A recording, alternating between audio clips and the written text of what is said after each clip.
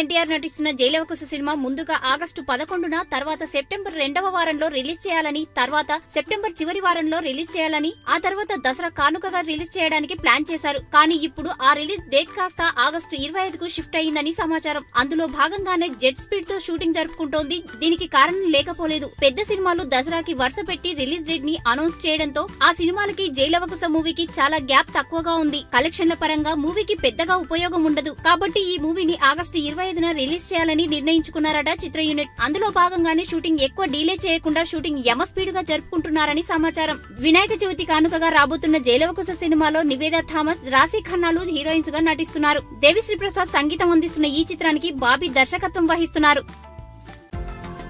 ఈ వీడియో గనుక మీకు నచ్చినట్టయితే లైక్ చేయండి, షేర్ చేయండి, సబ్స్క్రైబ్ చేసుకోండి.